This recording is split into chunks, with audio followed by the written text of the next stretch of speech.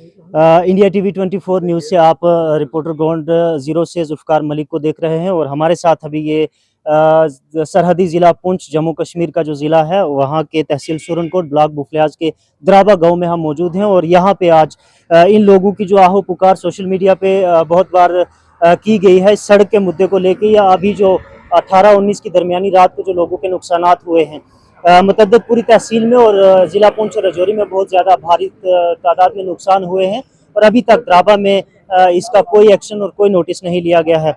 उसी मामले में बात करने के लिए आज हमारे पास तहसील सुरनकोट के जो नौजवान हैं, जो यूथ है सुरनकोट की, वो लोग हमारे पास पहुंचे हैं और लोगों का हाल चाल जानने के लिए हम इस रिपोर्ट में आपको दिखाते हैं। हमारे साथ बात करने के लिए अभी मौजूद सिकंदर नूरानी जो यूथ लीडर हैं सुरनकोट के, पूरी के मकाम पे मौजूद हैं और ये वही मकाम है जिसे बार बार सुर्खियों में सड़क के मुद्दे को लेके देखा जाता है या और भी बहुत से आवाम के मुद्दे यहाँ रहते हैं।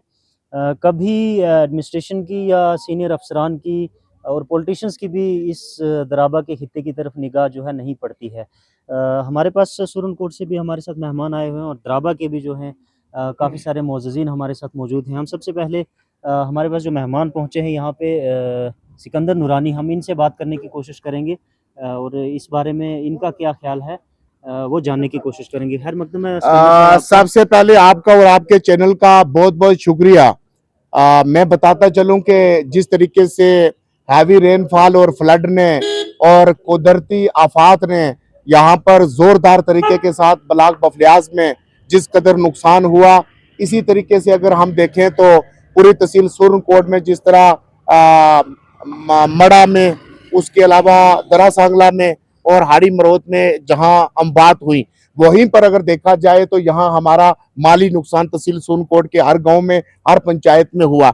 वहीं पर आज हमने चाहा कि सुरनकोट यूथ ने कि आज हम द्राबा में जाएं और द्राबा के लोगों से मिलें, उनका क्या नुकसान हुआ। ये एक हमारी इखलाकी जिम्मेदारी भी बनती है। और आज हम यहाँ पर पहुंचे, यहाँ के एक्स सरपंच हाजी कबीर मलिक साहब मौजूद हैं, यहाँ के समाजी अराकीन भी और सियासी जमातों से तल्लुक रखने वाले लोग भी यहाँ पर मौजूद हैं मुख्तलिफ। लेकिन हमारा इखलाकी फर्ज बनता था, हम यहाँ पर आए द्राबा की, हमने आके जो यहाँ पर नुकसानात हुए उसका जायजा भी लिया है और जायजे में हमें यह पता चला है कि यहाँ जहाँ फसलों के जबरदस्त नुकसान हुए और द्राबा के 90% जो यहाँ मक्की लोगों ने लगाई हुई थी वो सारी की सारी खत्म हो गई है। और इसके अलावा यहाँ लोगों ने बाग लगाए थे सेब के, वो भी मुकम्मल तौर पर यहाँ खत्म हो चुके हैं। इसके अलावा लोगों के मकान जो है वो डैमेज हुए हैं, बुरी तरीके के साथ दरारें पड़ी हैं। और यहाँ पर इसके अलावा जितने हमारे प्रोटेक्शन वर्क्स थे लोगों के लैंड स्लाइडिंग की वजह से, वो भी खत्म हो गए।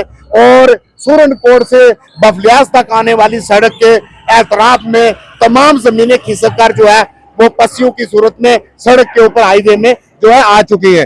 अब हमने देखने के बाद डिमांड हम ये कर रहे हैं कि जम्मू कश्मीर सरकार से और लेफ्टिनेंट गवर्नर जम्मू कश्मीर से कि वो मरकजी सरकार के साथ ये मामला टेक अप करे और जो ये हमारा यहाँ पर फ्लड आया और बादल फटे और हैवी रेनफॉल हुई और इसके साथ साथ में नुकसानात जो है, इसको नेचुरल डिजास्टर जो है, हमारी मांग है नेचुरल डिजास्टर जो है इसको जो है करार दिया जाए, डिक्लेयर किया जाए।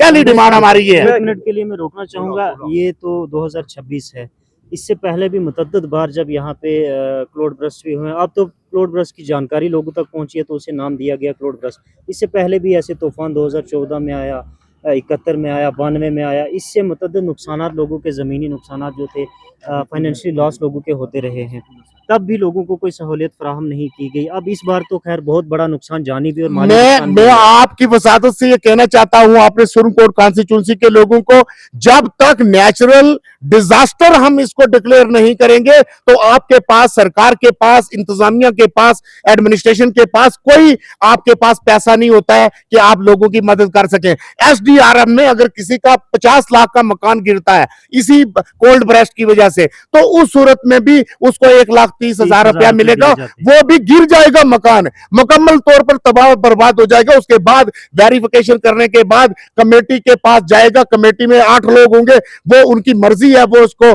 पूरा फुली जो है उसको उसमें कवर करते हैं एसडीआरएफ में, फिर जाके 1,30,000 मिलेगा। हमारी ये मांग है सुरनकोट के तमाम लोगों की सरकार से कि फौरी तौर के ऊपर अगर 50 लाख रुपए का आपका मकान है एस्टिमेशन कास्ट, तो वो जब तक आपको डिजास्टर डिक्लेयर नहीं होता तो तब तक आपको पूरा पैसा नहीं मिलेगा। इसलिए पहली मांग है सुरन कोट के तमाम लोगों की कि इसको नेचुरल डिजास्टर जो है डिक्लेयर किया जाए और उसके बाद जो लोगों का नुकसान है उसके लिए कमेटी बनाई जाए और कमेटी जो अपनी रिपोर्ट दर्ज करे और उसके बाद उनका मुआवजा दिया जाए। और जो ये लोगों की मक्की जो है, आपको पता है कि पंचायतों के लोग हैं, पंचायतों में आपने देखा कि लोग जो है 90% एग्रीकल्चर पर हाजी साहब डिपेंड करते हैं, सारी मक्की लोगों की खत्म हो गई है।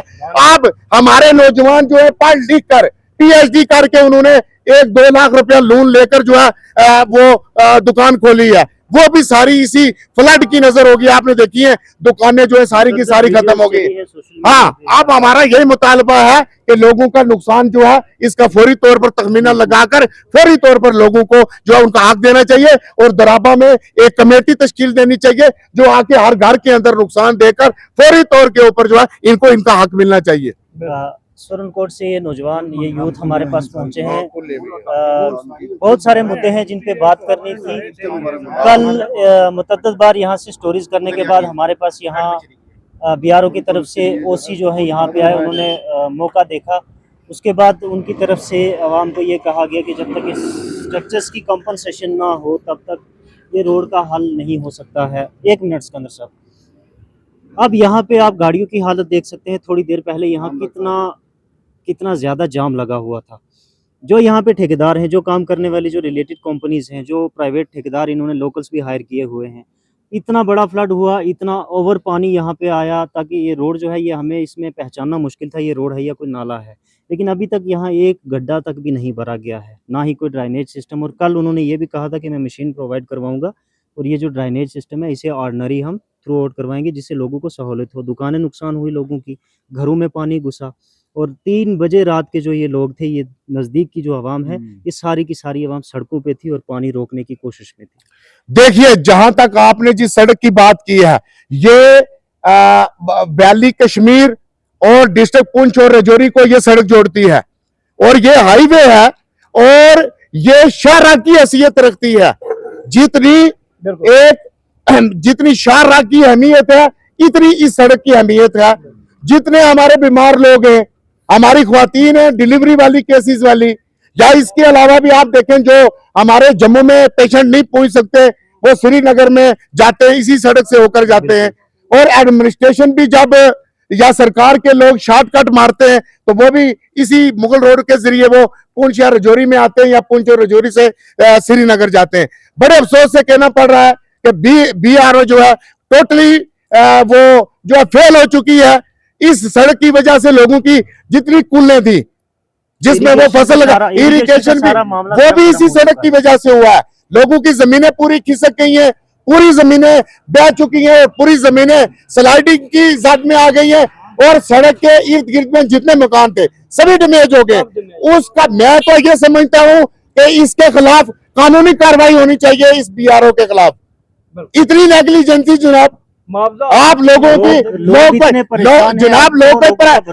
सरकारी जमीनों में नहीं रह रहे हैं या कोई सरकार ने या इंतजामिया ने लोगों को ये कोई दान नहीं की गई है। यहाँ पर लोगों को जमीनें, लोगों की ये पर्सनल प्रॉपर्टी है, ये प्राइवेट लैंड है। जानते होंगे लोगों का नुकसान अगर करेंगे हम बिल्कुल बर्दाश्त नहीं करेंगे। जिस जगह पे हम खड़े हैं हमारे सामने ये जो दुकानें बंद पड़ी हैं, ये एक वक्त में यहाँ पे एक अच्छी खासी मार्केट हुआ करती थी जो तबाह की गई। उसके बाद आज तक यहाँ पे ना तो गड्ढे भरे गए और ना ही कोई ड्रेनेज। जनाब, हमने खुद देखा है, आपके एहतजाज में देखता रहता हूँ, हर 10वें दिन दराबा के लोग एहतजाज पर होते हैं। बड़े अफसोस से कहना पड़ रहा है, लेकिन आज मैं वसूख के साथ दराबा के लोगों को ये क्या कर जाना चाहता हूँ कि आप अपने आप को तनहा और अकेला मत समझे। सुरन कोट की तमाम लोग आपके साथ हैं। अगर आपके साथ नाइंसाफी कोई करेगा तो हम सब लोग आपके साथ हैं, हम आपके साथ हैं। और जब भी आपको जरूरत पड़ेगी, एक तो होता है कि ऐसे ही बोलकर चले जाना, आपने पहले भी जब कहीं आपको एक बार जरूरत पड़ी थी हमारी, तो हम बिल्कुल आपके साथ खड़े थे और हमने उस वक्त